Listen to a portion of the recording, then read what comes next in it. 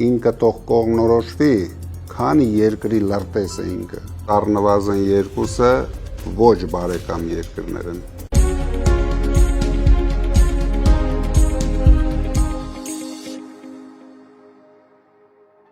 Պարոն Կարապետյան, բարև ձեզ։ Բարև Ալիկ ջան։ Ինչպե՞ս եք։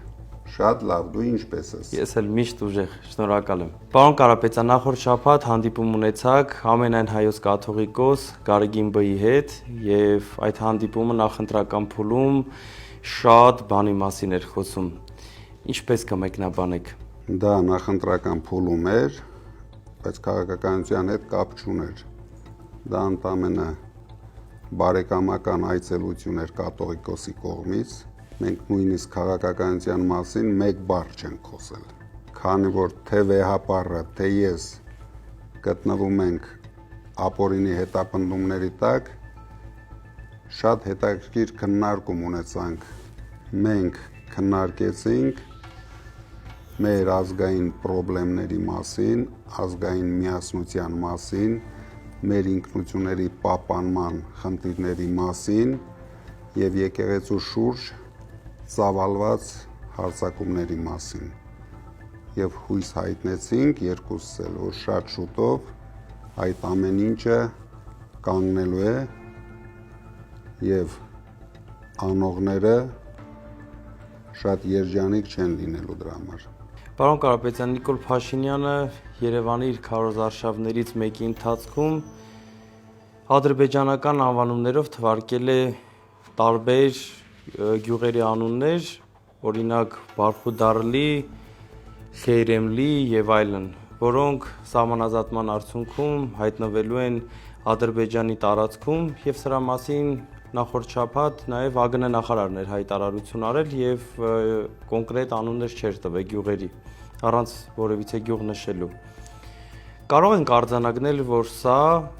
հերթական միակողմանի զիջումն է եւ սա սկիզբն է 300,000 ադրբեջանցի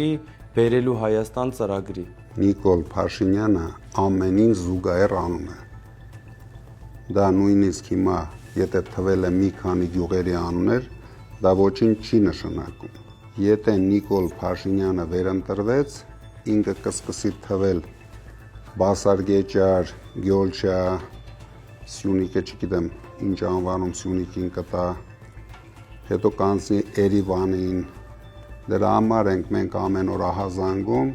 որ այս process-ը պետք է կանգնեցնել։ Այս մարդը վախի մթնոլորտի տակ ամեն ինչ հանձնելու է։ Մեր ժողովրդին թվում է, եթե մենք դա շատ ենք ասում, դա նախընտրական քարոզ է։ Դա ոչ մի կապ չունի նախընտրական քարոզի հետ։ Դա ընդամենը անհանգստություն է,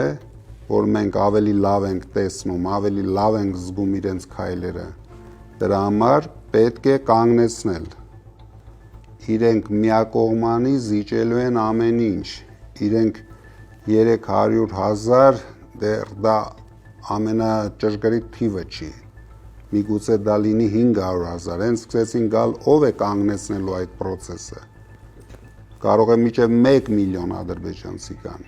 Ես համարում եմ դա պատահական չէր, որ շեֆը մեկ շաբաթ առաջ իր տեղակալին ուղարկել էր Հայաստան եւ նա եկավ բոլոր հրամանները բոլորին տվեց։ Հիմա բոլորը մասնակցում են process-ների, ինչպես կատարել այդ հրամանները։ Նրանց համար ամենակարևորը փափուկ ձևով տիրանալ Հայաստանին Նիկոլ Փաշինյանի օգնությամբ։ Պարոն Կարապետյան, Նիկոլ Փաշինյանը 2 օր առաջ հայտարարեց, որ դուք ինչ որ երկրի լրտես եք։ Կմեկնաբանեք ինչ որ ձև։ Քեզ էլ է արդեն անհանգստացնում Նիկոլ Փաշինյանի հայտարարությունները։ Բացարձակ, ուղղակի հանրությանը պատասխան տանք։ Ես ասել եմ, տարբեր դոզաների տակ տարբեր հայտարարություններ է անում։ Դրա համար մի անհանգստացի։ Ես եթե լրտես եմ, հայ ժողովրդի լրտեսն եմ։ Նիկոլ Փաշինյանը անհանգստացած է, որ մենք ամեն շաբաթ բացահայտում ենք իր բոլոր անօրինական քայլերը, իր բոլոր թույլ քայլերը, ցույց ենք տալիս մեր ժողովրդին, որ հասցրել է մեր երկիրը անդունդի եզրին։ Դրա համար իրեն թվում է դա միայն լրտեսությամբ կարելի անել։ Բայց ցանկացած մարդ ընդամենը 1 ժամ ծախսելով կարող է տեսնել ամեն ինչը, թե Նիկոլ Փաշինյանի ապօրինությունները, թե Նիկոլ Փաշինյանի արտաքին